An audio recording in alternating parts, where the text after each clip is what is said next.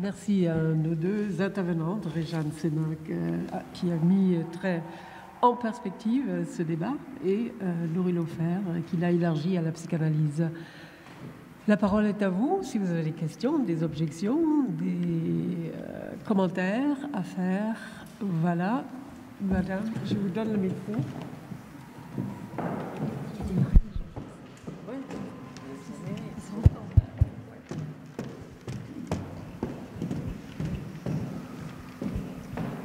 Merci.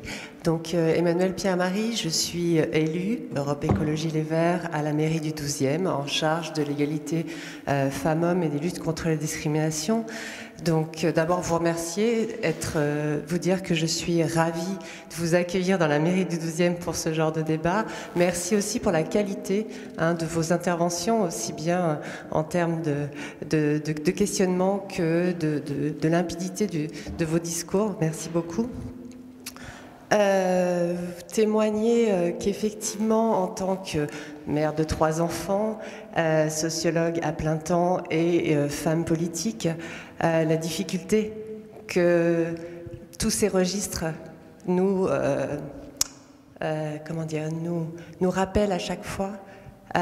C'est vrai qu'on a quand même la chance, dans la mairie du 12e et à l'hôtel de ville, d'avoir une mère, femme, à la tête de ces municipalités, et je pense que ça permet de voir un petit peu les choses autrement, de dynamiser des synergies qui sont plus faciles à porter, mais qui restent quand même confrontées à certaines résistances. Donc effectivement, en tant que femme politique et en tant qu'en charge de ces délégations, c'est extrêmement transverse.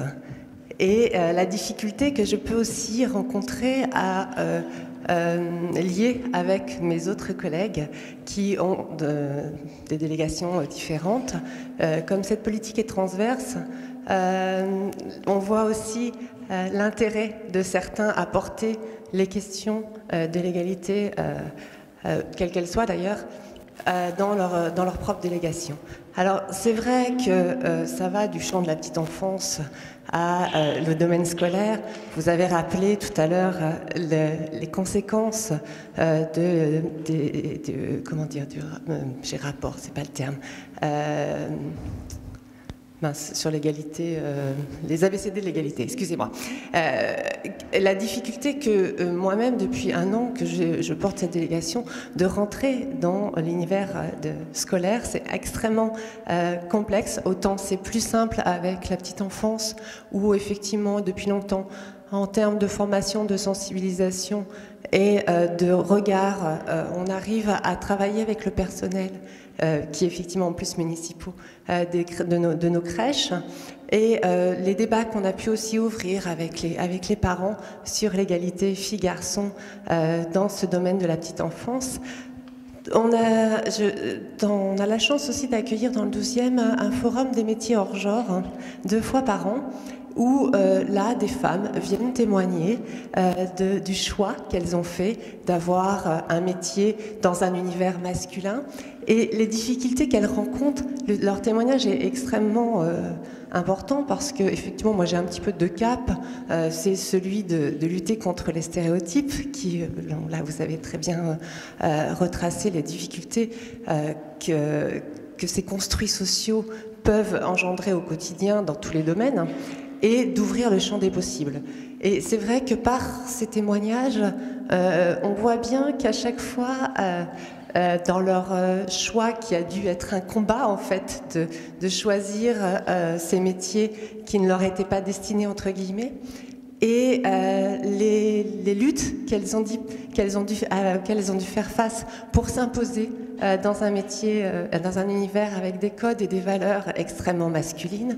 Et à chaque fois aussi revient dans leur témoignage le fait d'être toujours positionné un peu comme dans une position un peu maternelle, dans un univers extrêmement masculin. Donc voilà, c'est toutes ces choses qui sont un peu complexes à porter, mais dans le même sens, ou par exemple les personnels masculins qui travaillent dans le domaine de la petite enfance peuvent aussi rencontrer, c'est-à-dire qu'on attend d'eux qu'il y ait aussi, dès qu'il y a un petit problème technique ou besoin d'une aide un peu avec une force physique, on fait référence aussi à ces personnes-là.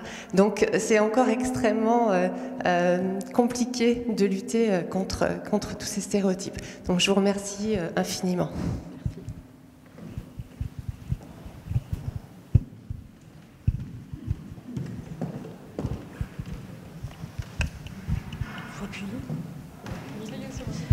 Oui, bonjour.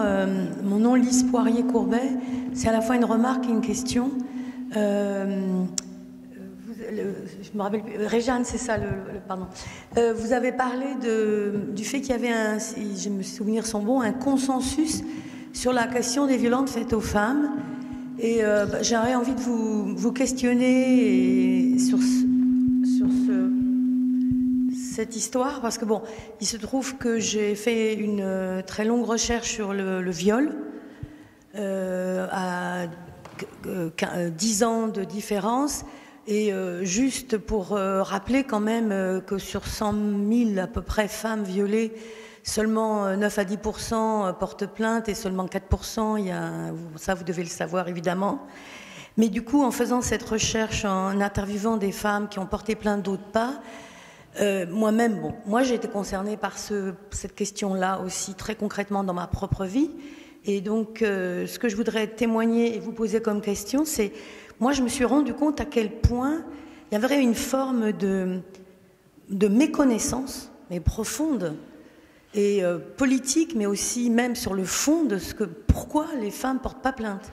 Donc moi j'ai fait un travail là-dessus, je ne vais pas en parler là maintenant, mais en gros c'est quand même une sorte une intériorisation mais extrêmement forte du regard social qui est loin, loin, loin d'être libéré, au sens où, moi je compare ça au fait qu'il y a une forme très intégrée et chez les femmes, essentiellement quand même, par rapport à la peur, et c'est vrai, dans la liberté de circuler dans l'espace public. Et je pense, moi j'ai 2 filles et un garçon, et ça perdure et ça ne s'améliore pas du tout même, y compris par rapport à ce qui se passe, etc. Bon, alors je ne vais pas développer parce que c'est pas moi, je ne fais pas de conférence moi, mais j'aimerais vous entendre là-dessus, parce que, bon, par exemple, dans les militantes féministes que j'ai interviewées, c'est l'imprescriptibilité du crime de viol. Parce que justement, quand les femmes parfois osent parler, osent sortir du silence, mais il y a longtemps entre le viol et le fait de pouvoir le dénoncer, etc. Et puis, je voudrais juste dire par rapport à vous, psychanalystes, que j'ai beaucoup aimé cette idée de retrouver puissance d'agir et de déconstruire, parce que tout mon travail a consisté à ça, de déconstruire qu'est-ce que c'est que la condition, c'est horrible à dire, une femme qui a été violée. Et retrouver une puissance d'agir, je pense que c'est possible. Et voilà, c'est donc aussi un message d'espoir, et voilà, j'aimerais avoir vos points de vue là-dessus. Juste par rapport à un petit mot sur cette question de violence faite aux femmes, qui est une question très complexe, hein, évidemment.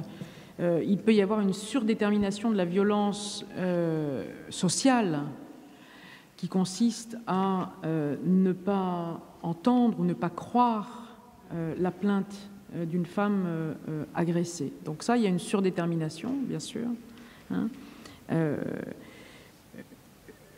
Sachant que une des violences psychiques, qui n'est pas la seule évidemment, hein, mais en tout cas une des violences psychiques, c'est de ne pas être cru. Hein, c'est-à-dire que dès lors que l'on dit quelque chose, hein, ça peut être très violent pour une personne, quelle que soit sa position, hein, de ne pas être cru dans sa parole, c'est-à-dire que d'une certaine façon, de voir que sa parole est disqualifiée. Hein, disqualifiée, c'est-à-dire qu'on lui ôte toute consistance singulière. Et ça, évidemment, c'est une violence psychologique ou psychique extrêmement importante, d'où une intériorisation, hein, de voir une autoconviction hein, voire une autoconviction qu'à un moment donné, ce qui s'est passé ne s'est pas passé. Alors évidemment, vous avez raison de rappeler que la proportion de plaintes de violence par rapport aux actes de violence est très faible. Hein, le dépôt de plainte est très faible pour des raisons variées, hein, qui sont soit je le disais là, des raisons sociales, c'est-à-dire voilà, les dispositifs ne permettent pas de reconnaître une parole, et si les dispositifs permettent de reconnaître une parole, la reconnaissance de cette parole peut poser aussi parfois problème, hein, c'est-à-dire on sait très bien comment il y a des retours de violence sur enfin si vous étiez habillé comme ça, c'est que vous l'aviez bien voulu, etc. Enfin, des choses très banales qu'on connaît, etc., qui sont plus ou moins violentes en fonction des pays. Hein. Et puis, après, il y a une intériorisation qui, alors là, pour le coup, est singulière à chaque personne agressée, abusée ou violentée, et qui, là, dont la complexité ne peut se dire... voilà, qu'en rapport avec la vie de la personne. Donc c'est pour ça que là, cette singularité, elle est... voilà. Mais vous avez raison, je trouve, et je crois que c'est très important de dire que ça n'est pas... que les violences faites aux femmes, c'est une violence qui est singulière, mais c'est aussi dans un certain dispositif social qui parfois surdétermine cette violence, absolument. Pas simplement sur le corps, mais sur le corps du langage, quoi.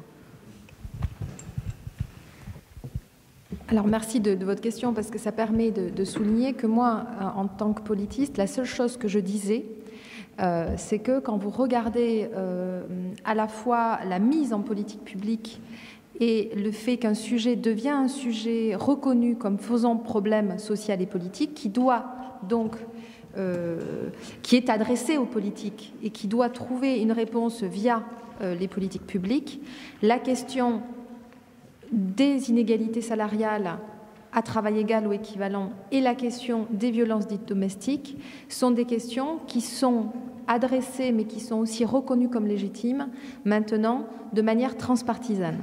Ça ne veut pas dire que c'est des questions qui sont résolues. Ça veut dire que c'est des questions qui sont considérées comme des questions politiques. Alors que, en particulier pour la question des violences envers les femmes et les violences envers les femmes à l'intérieur de la sphère privée, elles ont longtemps été considérées comme de l'ordre de la non-question politique, c'est-à-dire de l'ordre de ce qui doit être géré par l'intime et non pas par l'État, hein, qui doit être donc avec des règlements au sein de la famille, ou voire une légitimité de la part du chef de famille à être en position de propriétaire vis-à-vis du corps de ces sujets que sont ses enfants et son épouse. Donc, la seule chose que je disais, et il y a beaucoup de travaux là-dessus, c'est comment il est tout à fait intéressant de voir comment il y a eu une mise en visibilité de ces inégalités, le rapport en particulier Jaspard de l'INED et d'autres à partir de 2000, tout un débat d'ailleurs sur qu'est-ce qu'on peut considérer comme étant de la violence ou pas. Est-ce que la violence n'existe que quand il y a atteinte au corps, ou est-ce que les violences d'ordre plus moral ou harcèlement sont aussi des violences? Donc là, il y a eu tout un débat qui a été catalysé là-dessus. Mais ce qu'il y a d'intéressant, c'est que ça a posé la question à la fois de l'invisibilité de ces violences-là, mais aussi de leur légitimation, hein, ou de leur illégitimité.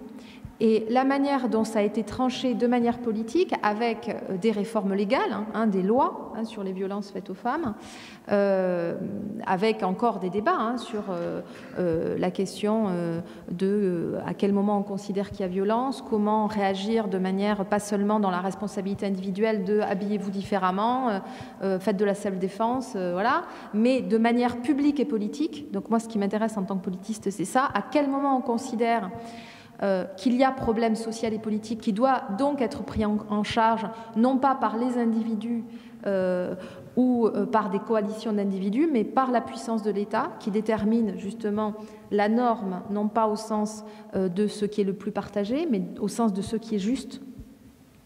Donc on voit du lien entre qu'est-ce qui fait pathologie sociale et politique, qu'est-ce qui est considéré comme un comportement déviant et qui est sanctionné par le droit.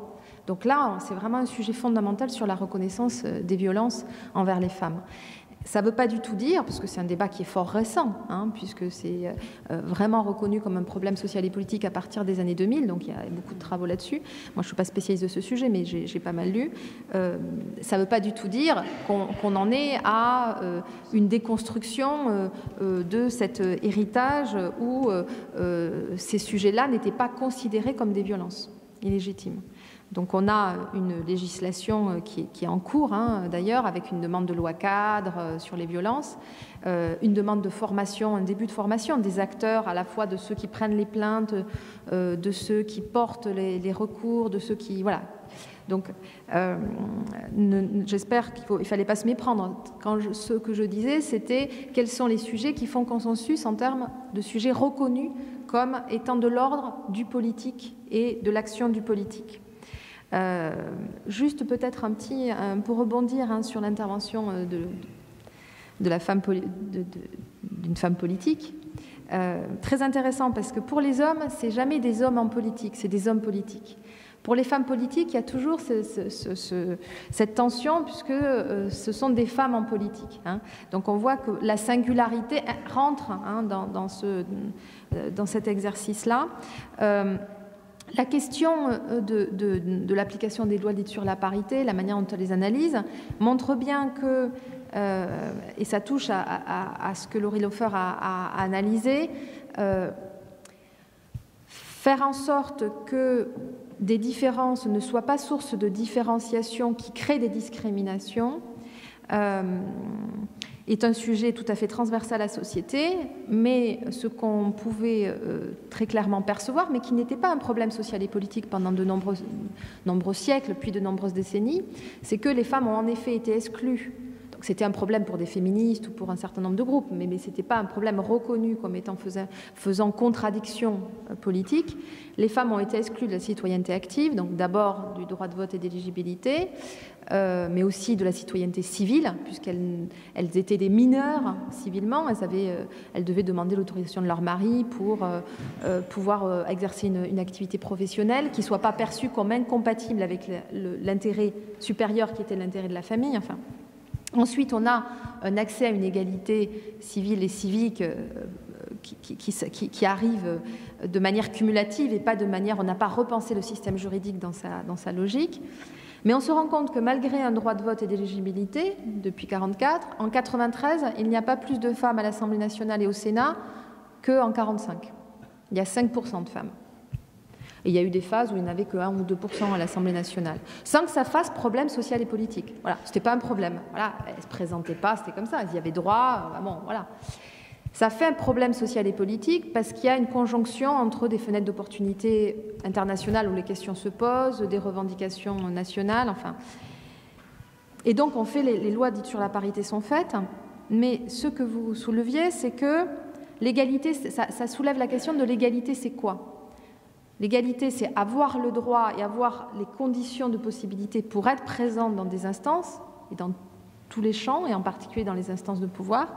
Mais être présent, ça ne suffit pas pour être reconnu à égalité. Et si on est présent en tant qu'eux, au nom justement de cette singularité, et non pas au nom de la similarité politique, on se retrouve dans des positions, mais comme dans le milieu professionnel, la manière dans les milieux politiques, où il y a les papas et les mamans en politique. Alors on reconnaît les papas et les mamans parce que les papas, ils ont à la fois plus de pouvoir, tous les numéros 1 sont quasiment des hommes. Alors là, on a une maire d'arrondissement, mais il n'y a que 16% de femmes maires. Il y a 20 arrondissements, mais en moyenne nationale. Et puis nos vrais papas, c'est qui? C'est le chef d'État, c'est le père de la nation. On n'a jamais eu de maman de la nation, pas terrible. Enfin, ça ne correspond pas à notre ethos politique. Donc il y a eu les rois, la loi salique, donc il n'y en a pas vraiment eu, même s'il y en a eu dans l'histoire, comme le montre Eliane Viennot, mais on n'a pas eu de reine dans notre récit politique. De la même manière, on n'a pas de mère de la nation.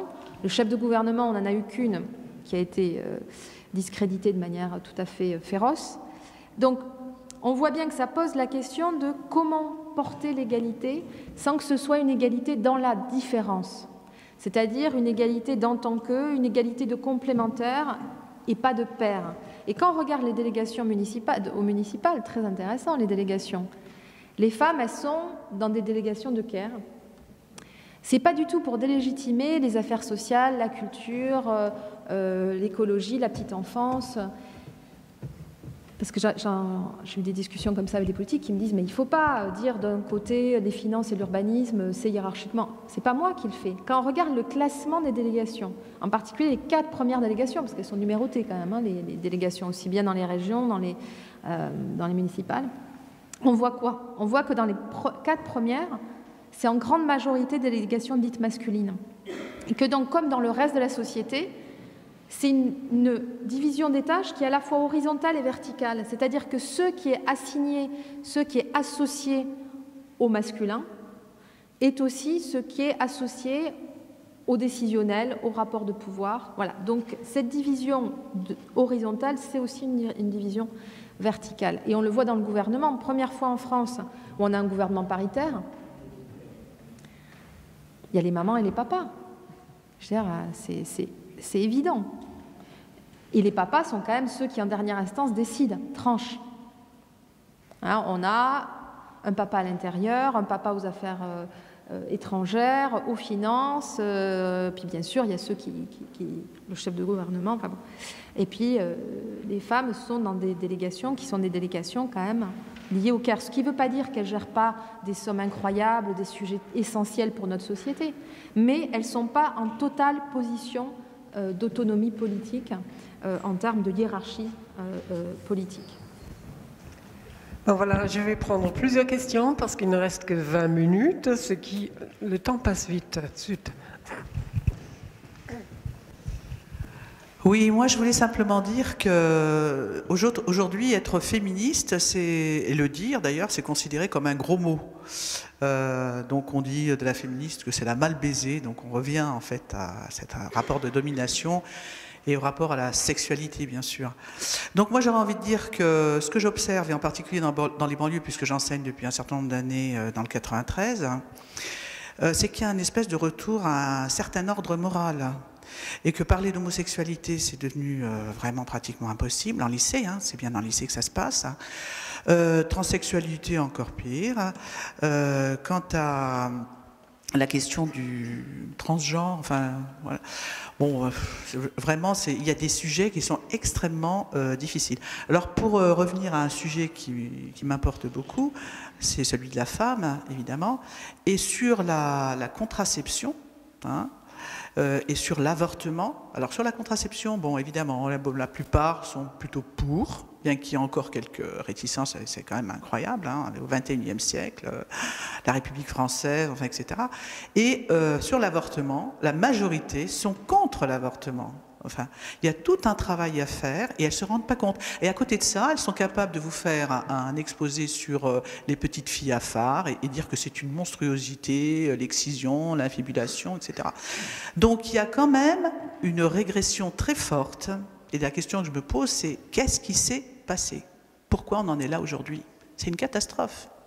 Et je suis sûre que dans certains quartiers parisiens, dans certains établissements parisiens, catho, pur et dur, etc., on doit retrouver exactement le même profil. Hein. C'est pas parce qu'on est en banlieue dans le 93, je pense qu'il doit y avoir encore des espèces de bastions voilà, de résistance à, comment dirais-je, au progrès, parce que je considère évidemment que tout ça que c'est du progrès, au progrès justement, et à la liberté des femmes, hein, de disposer de leur corps, etc. Mais bon, les femmes doivent aussi prendre à bras le corps, comme je l'ai dit, leurs problèmes, quoi. Je veux dire, aujourd'hui, j'ai l'impression que bon, tout ça semble acquis. On a le droit de vote. Finalement, bon, voilà, des choses qui se sont mises en place. Mais le plafond de verre, il est encore là et on le voit pas. Et toutes ces régressions, elles sont là et on fait comme si elles n'existaient pas. Voilà.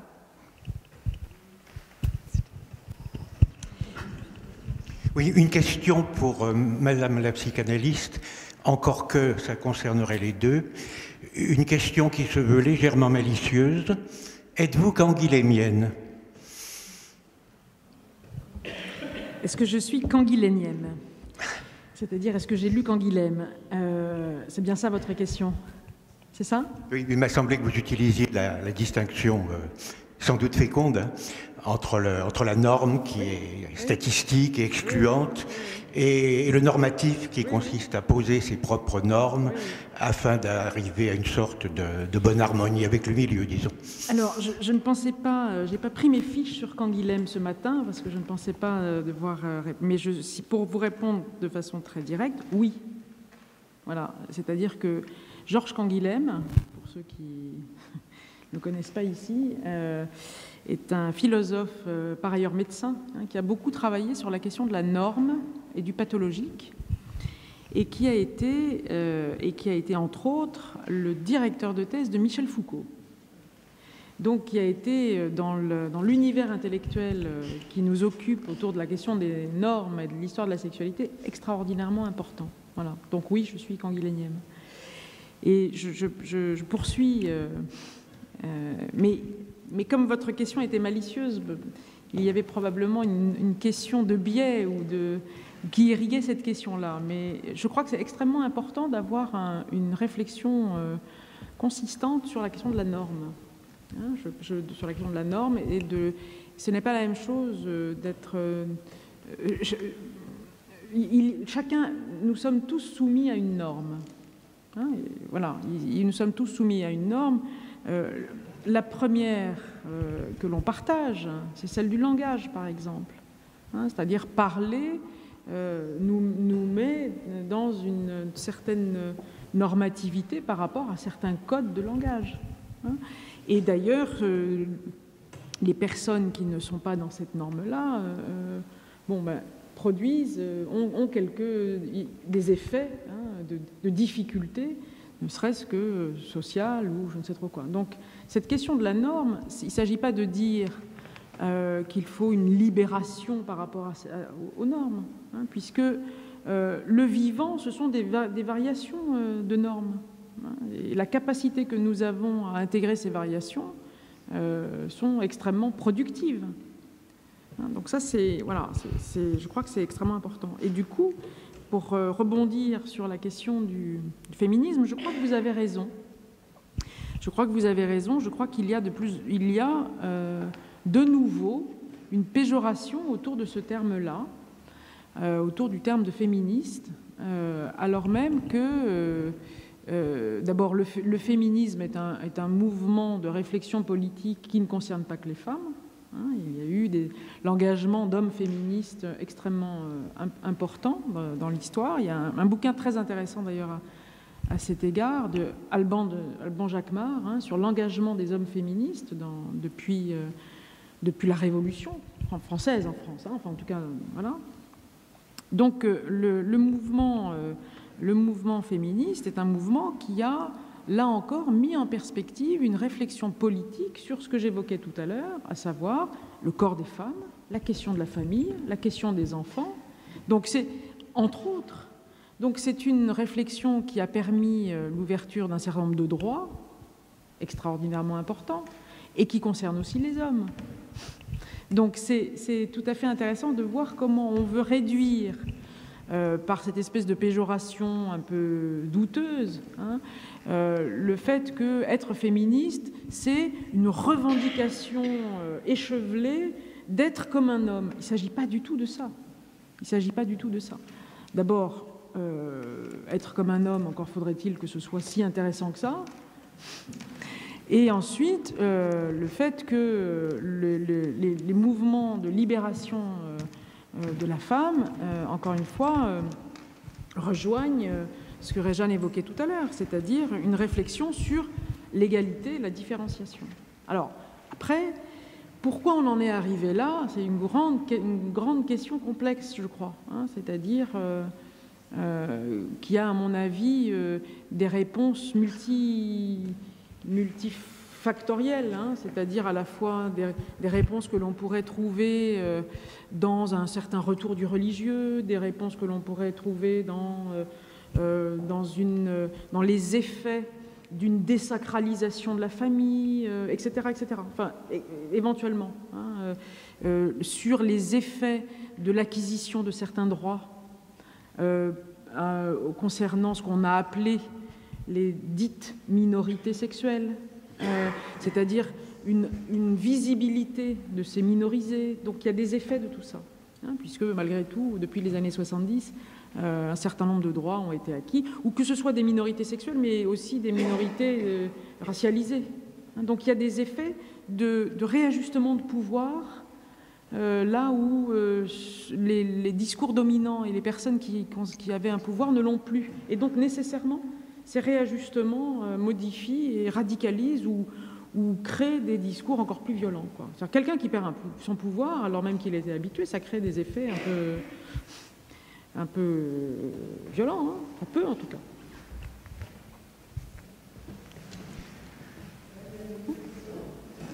Oui, bonjour. Oui. Oui, en vous écoutant, je pensais à cette question, à une réflexion que vous pourriez peut-être mener à brûle-pourpoint. Comment se poser sans s'opposer ?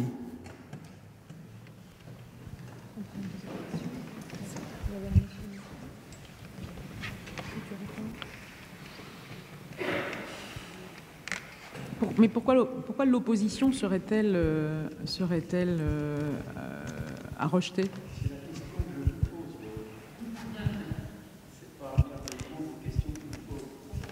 Comment se poser sans s'opposer? Mais quelle est la question que vous posez en vous opposant à cette...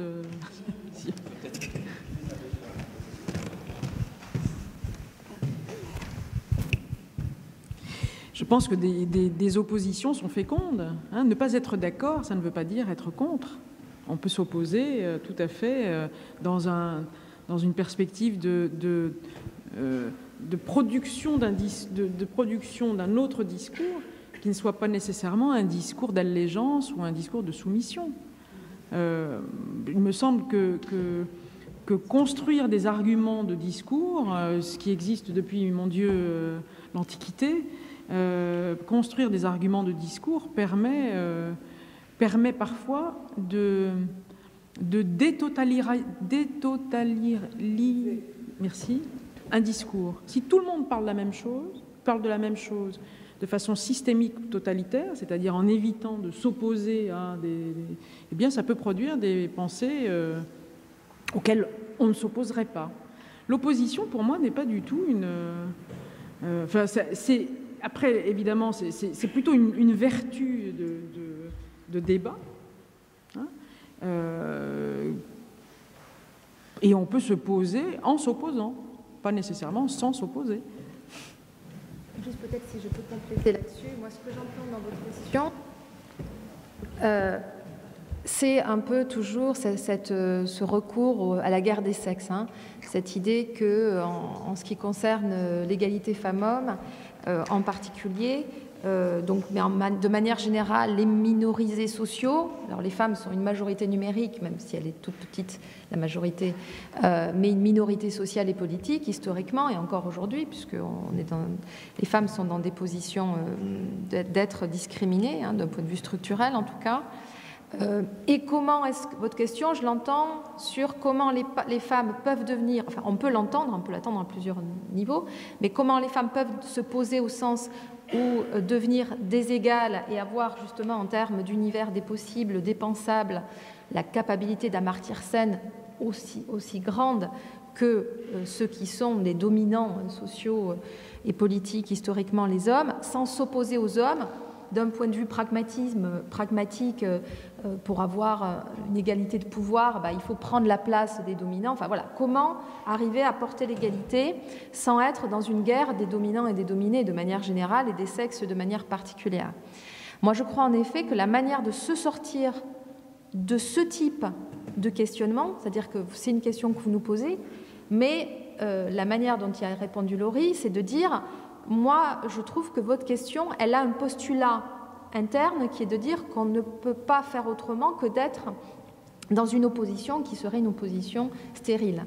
Or, comme elle l'a dit, et je le partage, être en démocratie, c'est être dans une logique de pluralisme de positionnement, de pluralisme idéologique.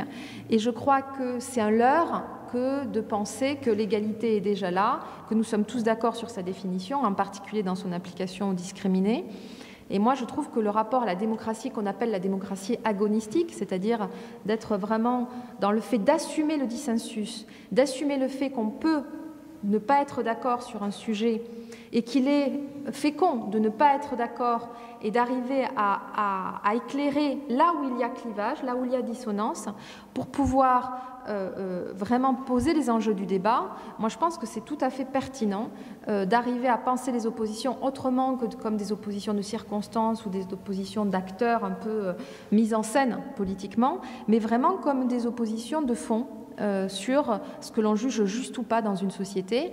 Et autour des controverses sur la dite théorie du genre, moi je pense qu'il y avait des vraies oppositions de fond, qui sont des oppositions de ce que l'on juge légitime pour les femmes et les hommes dans notre société au regard de l'ordre sexuel, social et politique. Et en effet, est-ce qu'on considère que la complémentarité des sexes est vraiment centrale dans la détermination de ce qui est légitime, dans l'articulation entre public et privé, dans l'articulation de l'ordre politique, ou est-ce qu'on considère que cette complémentarité dans la procréation ne doit pas avoir de portée politique? Stuart Mill disait pourquoi est-ce que ça fait sens politique alors que le fait d'être de couleurs de cheveux différentes, pour l'instant, ça n'a pas de répercussions de portée politique. Voilà. Donc je pense que vous posez une question qui est très importante, qui est celle d'arriver à définir le principe d'égalité tout en tenant compte de nos différences de point de vue, mais aussi du fait que nous sommes à l'entremêlement, et ce que tu disais sur l'humain, nous sommes à l'entremêlement de différences et de différenciation. Et pas avoir peur de prendre au sérieux ce sujet et de prendre au sérieux les clivages, les oppositions. Et on peut ? Oui. Le sujet m'a intéressé. La première fois que j'ai lu quelque chose sur ce sujet, c'est dans un article dans le Figaro en 2013 qui parlait justement de la commission de l'éducation nationale et de Madame Sommaruga qui avait présenté le projet. Et ensuite, il y a eu des polémiques. Le gouvernement, qui est notre gouvernement actuel, est monté au créneau dans un tas de médias. On a dit mais non, il n'y a pas de théorie du genre, ça n'existe pas. Bon, il y a eu une certaine polémique qui n'a intéressé qu'une petite partie de la France quand même, hein, des Français. Ça a débouché, il y a une petite marche arrière, ça a débouché sur les ABCD de l'égalité qui sont appliqués dans certaines de nos écoles, qui ne passent pas partout d'ailleurs. Et je dirais, à titre personnel, sur le débat, puisque c'était la théorie du genre, défendre la théorie du genre à partir de l'égalité homme-femme me paraît pas des plus pertinents. Je suis un partisan de la défense de l'égalité homme-femme, je m'y engage à la possibilité de mes moyens, mais je ne suis pas pour autant favorable à la théorie du genre et à ce qui pourrait en découler. J'appartiens au même mouvement politique, le même courant politique que Madame, qui s'est exprimé en premier, et je rappellerai que dans ce courant, nous ne sommes pas tous favorables à des options sociétales qui ont été prises, et que si on devait l'être, on serait dans une idéologie dépassée, hein, et que nous ne sommes pas, et vouloir... Il y a eu une ostracisation qui a voulu mettre tous les gens opposés aux idées de la théorie du genre, dans la droite, l'extrême droite ou dans des intégristes. Je trouve que ça n'a pas été très bien, ça.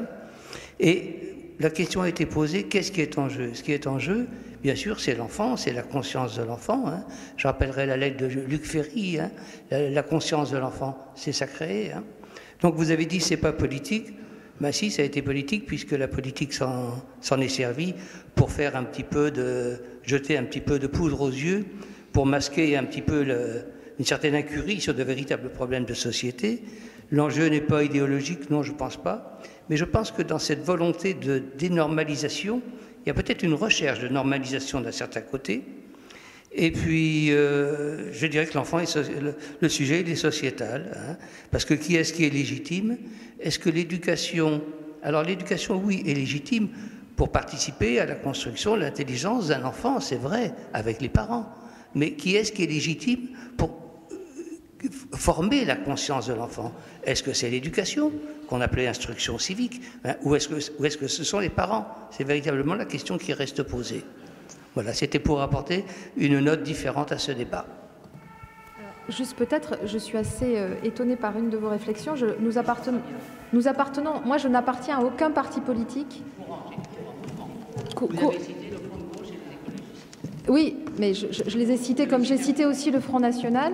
Je n'appartiens à aucun parti politique, c'est un choix puisque je suis politiste. J'ai des opinions politiques et des positionnements politiques, mais je n'appartiens à dessein, puisque je fais des enquêtes auprès de tous les acteurs politiques, à aucun mouvement politique.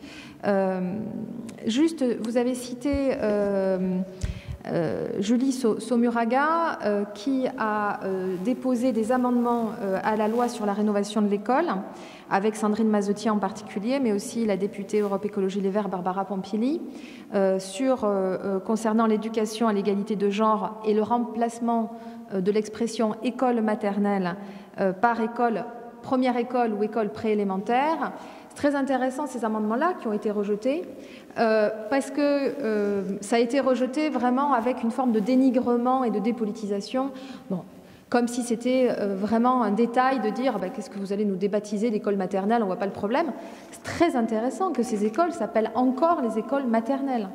C'est-à-dire que les écoles des enfants de 3 à 6 ans sont perçues comme mettant plus en jeu justement des compétences dites naturelles de pouponnage des enfants, et il y avait eu des réflexions d'ailleurs d'hommes politiques et de ministres qui disaient il ne faut quand même pas avoir une licence pour changer les couches des enfants en école maternelle.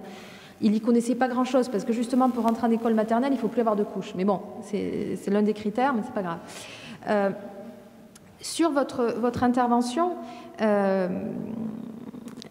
vous avez employé ce terme de théorie du genre, alors que je pense qu'il est quand même très important de se rendre compte que ce terme-là, c'est un terme dont l'usage est très marqué. C'est-à-dire qu'il est utilisé en France aujourd'hui pour discréditer à la fois la complexité de la déconstruction de ces différenciations hiérarchisées entre les hommes et les femmes, et pour discréditer aussi bien la loi ouvrant le mariage civil aux personnes de même sexe que les débats autour de la manière de porter l'égalité aussi dans ces instances de socialisation essentielles que sont les écoles. Vous avez posé une question centrale et qui a été centrale dans tout le débat, c'est quel est le rôle de l'État et ce que tu disais, c'est-à-dire que ce clivage privé-public, est-ce que l'État est le bon acteur pour dire quelle est la norme, aussi bien en termes de sexualité qu'en termes d'éducation des enfants,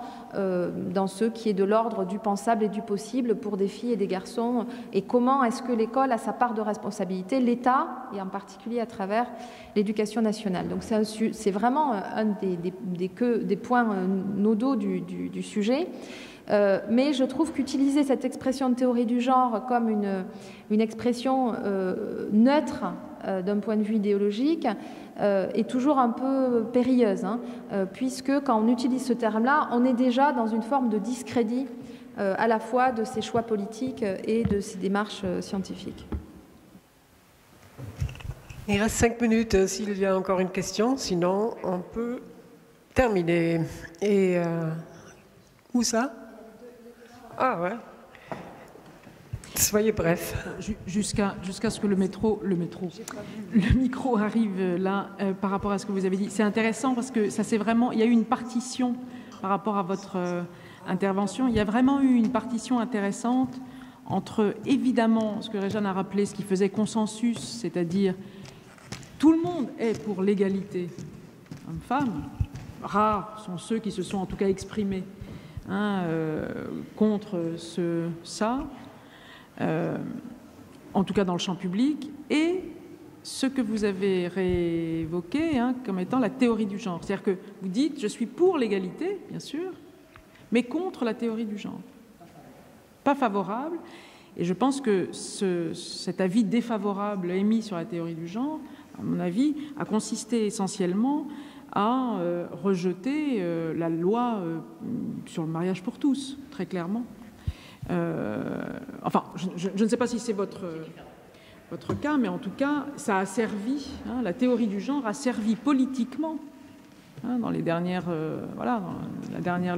années, à attaquer, ou en tout cas à discréditer cette loi. Réjeanne l'a rappelé, le terme de genre et le terme de théorie a été irrigué dans le débat par le Vatican.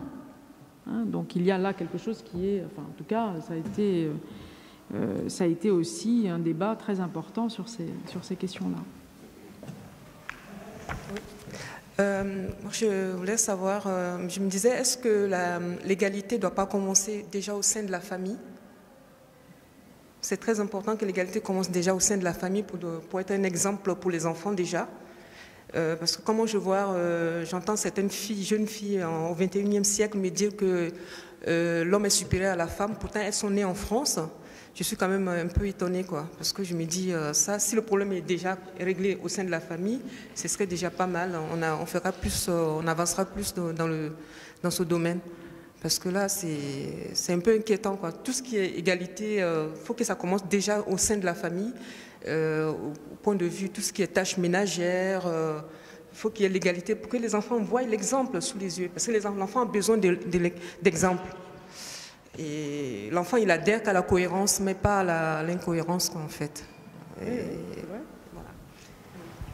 Et les pubs à la télévision, on retrouve toujours, je me permets, les cadeaux pour la fête des mères, et on retrouve encore la machine à laver, le robot, etc., etc., etc. Bon, il n'y a pas que dans les familles. Ok, voilà, je me permets. En même temps, les rasoirs que la publicité met en perspective pour la fête des pères, heureusement que pour l'instant, c'est pas pour la fête des mères. Enfin, on n'en sait rien, mais peut-être que ça viendra. Peut-être que ça viendra. Peut-être juste par rapport à vos deux interventions, vous mettez en évidence le fait qu'il y a des agents de socialisation multiples dans la société. Il y a en effet à la fois l'école, la famille, les médias, il y a d'autres aussi agents de socialisation, on parle en sociologie d'agents de socialisation primaire, secondaire, voilà, qui justement nous socialisent à des normes, à ce que l'on considère légitime ou pas. Et en effet, on peut se rendre compte que, en particulier via les médias, on a encore une conception tout à fait... aujourd'hui, on utilise dans le cadrage des politiques publiques l'expression de stéréotype, mais tout à fait, on peut dire de manière beaucoup plus forte, sexiste, avec une logique... on le voit, il y a eu pas mal de campagnes autour des jouets, filles et garçons, et la manière dont aussi le rapport au jeu est une manière de conditionner à certaines compétences, à certaines missions dès la plus tendre enfance. Et là, on peut voir qu'il y a une forme de raidissement, de backlash, de retour en arrière sur le rose et le bleu, les Lego 100% filles où on apprend à devenir de futures bonnes mères, et puis les Lego qui n'ont pas besoin d'être qualifiés, puisque c'est des Lego, et donc ils jouent leur rôle de Lego, c'est-à-dire ils développent les compétences de construction et d'adaptation au monde pour les garçons, qui seront de futurs ingénieurs. Ouais, bien sûr. Donc là-dessus, je trouve que c'est très intéressant ce que vous dites sur la famille. Quand vous regardez les enquêtes emploi du temps de l'INSEE, qui consistent à faire remplir un échantillon représentatif des carnets sur ce que l'on fait de notre journée. Donc là, on est dans une volonté d'objectiver au maximum. Donc on n'est pas dans une reconstruction de ce que font les gens, mais vraiment on leur demande de noter de quand ils se lèvent jusqu'au moment où ils se couchent, par séquence, alors 10 minutes puis 5 minutes, qu'est-ce qu'ils font dans leur journée. Et on se rend compte qu'en ayant l'analyse de ces données, on voit qu'il y a vraiment une persistance d'une répartition inégalitaire entre les femmes et les hommes du temps familial et domestique. Et qu'en 10 ans, puisque c'est tous les 10 ans qu'on fait ces enquêtes, qu'ils font ces enquêtes à l'INSEE, il y a eu que 10 minutes en moins en termes de temps domestique et familial pour les femmes, et ces 10 minutes, ils ont été gagnés grâce au surgelé, et voilà. Donc ça n'a pas été grâce à une répartition meilleure. Donc le mythe du nouveau père ou de la pente naturelle vers une meilleure répartition des tâches en prend quand même un peu un coup. Donc on voit que ce qu'on vit, c'est plutôt une forme de reproduction à l'identique avec des recompositions vis-à-vis du fait que les femmes sont dans l'emploi en France, pas à égalité avec les hommes. Elles sont quand même parmi les pays, on est parmi les pays en Europe où le taux d'activité des femmes est le plus élevé. Ça se corse dès que vous avez des enfants, et en particulier à partir de 3 enfants et plus avec un enfant en bas âge, puisque là on frôle les 50% de taux d'activité pour les femmes, alors qu'on est à plus de 90% pour les hommes dans les mêmes conditions. C'est ça qui est intéressant de faire. Quand on est sur le genre, il faut toujours comparer les femmes et les hommes. Les hommes, plus ils ont d'enfants, plus ils sont dans l'emploi. Alors soit ça veut dire qu'ils évitent ce qui se passe dans la famille, mais il y a surtout qu'ils jouent leur rôle de breadwinner. C'est eux qui sont les pourvoyeurs de revenus. Alors que les femmes, plus elles ont d'enfants, plus elles sortent de l'emploi en termes de temps partiel, de mise en congé, et plus elles ont ensuite des carrières hachées et une retraite, comme vous le savez, qui les amène à être parmi ensuite les personnes âgées pauvres, puisque les pensions de retraite des femmes sont de 40% inférieures à celles des hommes. Donc vous avez tout à fait raison, l'égalité ne pourra être portée dans la sphère publique que si, économique, politique, tout ce que vous voulez, que si c'est porté aussi dans la sphère privée. Olympe de Gouges, qu'on connaît par rapport à sa déclaration des droits de la femme et de la citoyenne, parce qu'elle avait bien compris que la déclaration des droits de l'homme ne s'appliquait pas aux femmes, même s'il n'était pas marqué « les hommes naissent et demeurent libres et égaux en droit », entre parenthèses, sauf les femmes, les non-blancs et les animaux. C'était pas la peine de le préciser, hein. Donc elle a fait une déclaration des droits de la femme et de la citoyenne, et juste pour faire rebondir par rapport à ce que vous dites, ce qu'on sait moins, c'est que donc cette déclaration, c'est une déclinaison de la déclaration des droits de l'homme pour que ça s'applique aux femmes, mais de manière aussi dure, elle ne demande pas un droit dérogatoire ou de la protection des femmes. Voilà. Mais dans le même texte, elle a écrit le contrat sexuel entre les femmes et les hommes, et qu'est-ce qu'elle dit? Elle dit en effet qu'il faut aussi que dans le couple, il y ait un contrat entre les femmes et les hommes qui détermine aussi une posture d'égalité dans la famille. Et donc c'est très intéressant puisque celle qui a écrit la Déclaration des droits de la femme et de la citoyenne, elle a écrit de manière, dans le même texte aussi le contrat sexuel entre le mari et la femme, qui montre bien qu'elle avait compris qu'il ne pourrait y avoir d'égalité que s'il y avait aussi un questionnement au sein de la famille. Bon, je vois, d'après les débats, il y a encore beaucoup d'interrogations et du pain sur la planche, j'ai l'impression. Je remercie beaucoup nos intervenantes.